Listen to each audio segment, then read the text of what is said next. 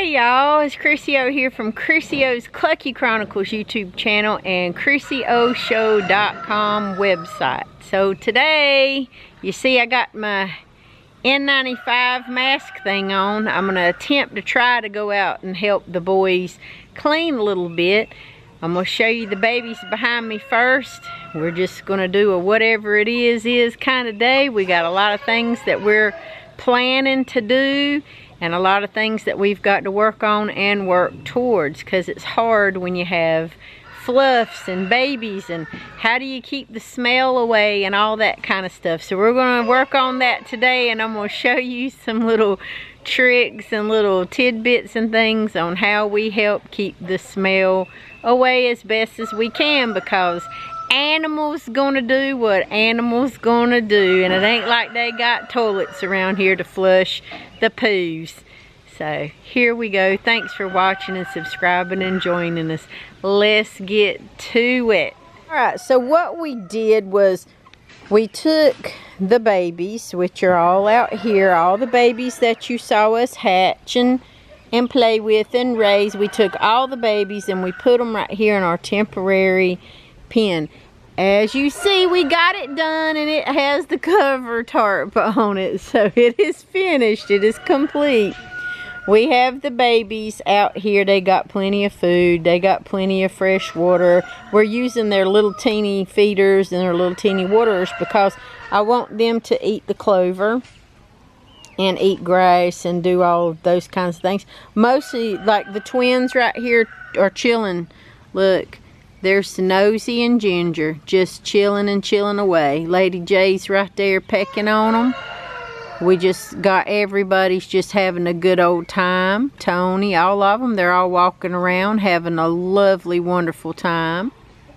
Now at this point, I should be able to determine and tell what's going to be a roux and what's going to be a hen. And for the most part, I've got it figured out. The thing that I have to worry about now is once they get up to size, moving them on the big yard and the big gen pop yard. That's all I'm worried about, is transferring them over, introducing them to the babies. Now, if you hear the babies over there, they're a little upset because we're in there messing up things, because we're cleaning, we're scraping, we're raking, we're doing all kinds of stuff, we're sneezing, we're doing all of that. So right here, not a big deal, not worried about the smell, not worried about chicken poos, because the poos out here is just going to help me with spots that have the bare ground. So let's move on and go check out and see what we can do. So we've moved some things around, we've raked a few things around, and all of my little baby quails, you can see we have tools and stuff hanging around. They don't really do anything. It's nothing that they're going to swallow, and the rest of it's ziplocked. So with the quail, we try to do more of a natural setting as much as we can. We're working on some things in here, but quail are pretty easy as far as it goes in here. Now you can see where we've already got the diatomaceous and the lime and stuff in here, and the babies are good. Everything is dusted. Everything's dusted. Everything's good in here. The only thing we have to do now is bedding and replace a few things, and the diatomaceous is very safe for them, and everything else here is pretty safe, and then it doesn't have the smell. Something new, something different, and they're all chirping about it.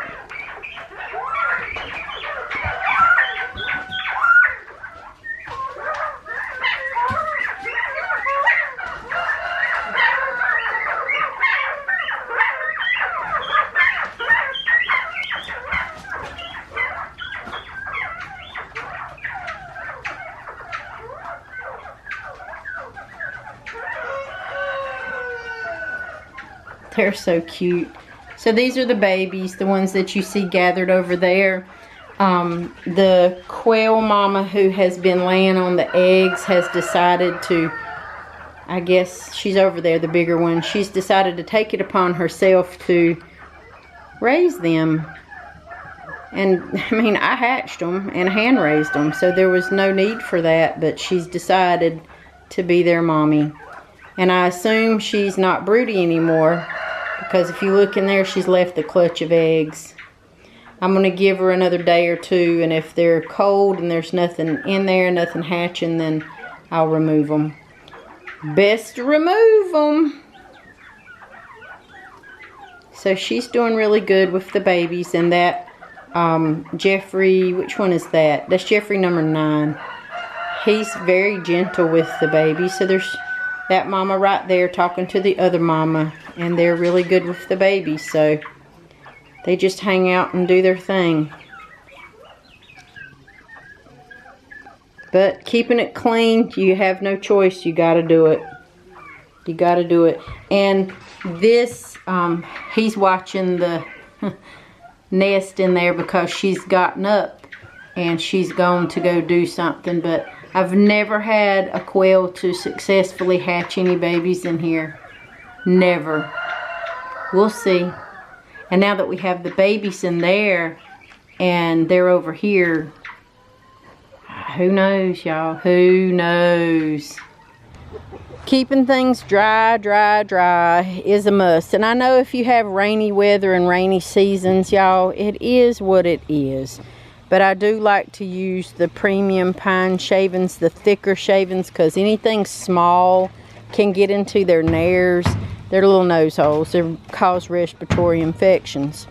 Now, we do use the crushed poultry safe lime in that bag. And up here, I have collected it, diatomaceous earth, in this bucket for them to use. I can't use it because I'm allergic to anything fish and shellfish and shells and those kinds of things, so I don't use it. But these are just a few things. There's tons of other things out there on the market, and there's tons of other things that other people can show you and tell you as well. But all I'm saying is clean and dry, just like when you go to the doctor if you've had a wound. What's the first thing they tell you to do? Clean it and dry it. No different. Cleaning it and drying it. Now I know you guys have seen it and you've heard me talking about cleaning and doing all those things before. But somebody posed a good question.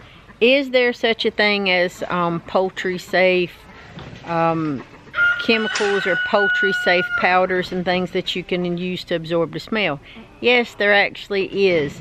You can use poultry safe and animal safe lime, put out in moderation, obviously, and you got to know how to use it. Make sure that you've got either a respirator mask or, like we use, an N95 to put diatomaceous and other things down. Even cleaning the chicken barns and the quail barns and things, because all those tiny particles can get in your nose. Is this 100%? No. If you don't feel comfortable with an N95, get you something else that you're going to feel comfortable with. Tons of things out there on the market. I can't tell you what to do. Go in there barefaced, whatever you want to do. Wear a t-shirt, rag. That's not my call. That's not up to me to tell you how to do your business. If you're good cleaning your babies regular like this, please, by all means, do that. Unfortunately, we're eat up with allergies and all kinds of stuff, and I don't feel like sneezing for, you know, a week. I just don't feel like doing all that. So it's deep clean day, and we got to worry about what are we going to do with all these poos and all this stuff, because after it rains it smells real bad. It's nature of the beast, right? I hear y'all. Let's walk on further. It's just nature of the beast. The things that are going to smell, obviously, is the poos. The poos, the poos. That's all it is. It's crap. It's chicken crap. Chicken crap, it does stink. It smells so bad, and especially when you have rain and you have areas that are really wet and, you know, nasty, and it gets gnarly. You have to scrub it. You got to scrape it off. You got to pick it off of whatever surfaces that you have it on. And I'm going to show you. The best thing that you can do is, for those of you that don't use the deep litter method, we don't, you're just cleaning more often. You just have to clean. It is what it is. I don't have mine are not trained to use a whatever, the litter box or anything. They just, I'm a chicken, I'm right here, crap. There you go, it pops right out, you know. It is what it is. The smell, if you're worried about that, like I said, you can use lime and you can use sand, clean sand, okay? Clean sand, lime, and diatomaceous earth. There are other things that are on the market that we have tried before, little granules, but it all has the same thing in it. So try what you want to try. How about that? Try what you want to try. What works for us is the Poultry Safe Lime and the Poultry Safe diatomaceous, and using a combination of sand and the large pine shavings. The main thing is there's nothing magical. You still gotta clean it. Now over here in the Angry Roo pen, you see they've knocked their fan over. They've been acting a little bit crazy. He just wants to kick and fight and act foolish. That's what he wants. He just wants to scream, run, and act foolish. So the fan does two things. It keeps them cool, but it also helps keep their ground dry because they dirt bathe. And when it's super duper hot, we do use it. After it's been really super duper wet, we will also use it. He's throwing snackies out. And they tell everybody, hey, mealworm snackies, let's go get some. So now they're chill out a little bit for the time being. So the fan we use, two things, helps dry out any kind of wet moisture that's on the ground to keep the ground dry. That helps keep the smell away. And it also keeps your chickens cool, just like the Angry Roos, ain't that right? My boys decorated it, isn't it pretty? It's full of skulls and stuff, because we don't typically show this part of the farm. You guys see it, but we don't show it to everybody, so there you go.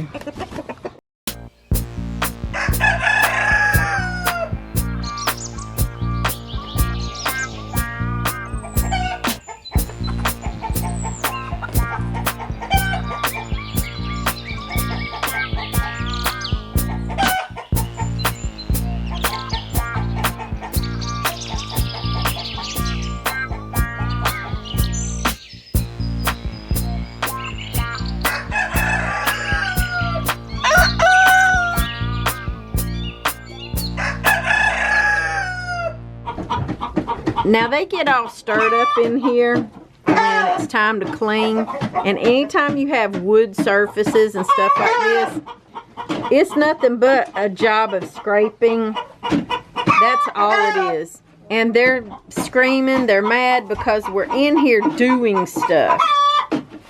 So once all of this is scraped off and cleaned off, and you know, whatever he has to do to get all that stuff off. We have a little piece of a shovel too that we use to scrape things off. Then they'll go in and I'll go help them. We'll get all the chunky bits of poos out. We'll sift through all that. We'll get all that stuff going, and there you go. Everybody will be happy, and it'll smell good for a day or two. Then you got to put more lime and diatomaceous out, and you got to keep those things powdered down. It's the only bad thing about using wood and using, like what we use is old bookcases. We use old bookcases, the old cubes like that. It's the only bad thing about using it. You got to scrape it off. You got to powder it real good with the lime and the diatomaceous, because, you know, they're chicken excrement sticks to everything. And they're just upset because she wants to stay in here and she wants to be with her eggies. Who's screaming? Oh, it's you. Oh, you're fussing at everybody? Oh, it's okay. Oh, poor. Oh, Diane. What is it, Diane? Are you mad? Oh, Diane is so upset with us today. Diane, you ready? You're okay, girl. Poor Diane. We got a saddle on you and everything, but she wants to stay right there. You're gonna be okay, girl. You're gonna be okay. You want to talk about different types of stinky and poo environments, right? Well, you have waterfowl, ducks, geese, swans, those types of things. They produce more of a in-between kind of thing. Can be a lot of liquidy poo, and it can also have some solid bits to their poos as well. They're going to keep, because of their waterfowl tendencies, even with the pool, even with the wet yards, they are going to keep more of a messier, muddier area, so it's going to not smell good at all, okay? So you got to be prepared. Sometimes working with ducks, especially in my experience of working with ducks, I've got 6 girls right now, it's a hit or miss. We have spent tons of money on sand, tons of money on gravel, tons of money on different types of bedding, be it straw or whatever it is that we have used, and nothing at all has really helped to date, because they are waterfowl. They like mud, they like messes, they are contained in their own little pens, in their own little yards. So yes, you're going to have more wet, murkier conditions than you are with chickens. Now I will say that when chickens have dry conditions, you don't really smell it as much. When it's raining and it's damp and you've had snow and all this other stuff, once that starts going away, I've got a rooster over there cutting up, doing their thing, you're gonna start smelling the smells. It's just like with people. You go a day or two without flushing your toilet and see if you like that. So the cleanup is gonna be a little bit hard at times, but composting their poo, especially duck poos, we reuse duck water in their pools as a great feeder for plants. It's wonderful. Chicken poos, I know you guys have seen me put them out here in the compost bins. I've got 1, 2, 3, 4, 5, 6 compost areas and 1, 2, 3, 5 compost bins where we just break it down and we just reuse it. So yeah, we have a crazy rooster. He doesn't like me talking about his poopies, but different things you can do. That's, you know, compost it, reuse it, recycle it. That'll help you out. Is it going to smell great? No, it's not a Disney scent, but you can make it better. Anyway, to end everything, the best thing for you to do for your chickens, ducks, quails, guinea, whatever it is, unless they're free ranging, is clean and dry. That's all you can do, clean and dry. Barns, coops, those types of things, you're gonna have to clean it. And you can clean it any way you want to clean it. I've seen people power washing them. I've seen people washing them, air drying them out. People do the deep litter method. That's when you leave the material that you have, like the bedding material that you have in the coops, and it breaks down and you're just adding another layer on top of it until it turns into like brown matter at the bottom, and then people scoop that out and they'll do it like every 6 months, couple months, 6 months, whatever it is. Free ranging, you don't have to worry about that, because they're just gonna move around, they're gonna eat, they're gonna poo. Even in my big yard, if I didn't have the big chicken barn, they would just be free to do whatever they wanted to do out there, and it wouldn't be a big deal. They're not gonna allow any grass to grow out there because they eat everything in sight. And they're screaming back there again. Anyway, I'm gonna leave y'all with this tidbit. Just remember, clean and dry, clean and dry, clean and dry as you can. You clean it your way, we clean it our way. I'm for sure your way is just as good as ours. And I'm for sure that you've got great, wonderful things that you can do for your fluffs and your birds. And hey, that's all that matters, right? They're clean, they're dry, they're healthy. You ain't got to worry about the neighbors complaining about chicken fart smell. I think you're doing pretty good. Anyway, thanks for watching. Thanks for subscribing. I do heart y'all great big. And as always, if you can't be good at it.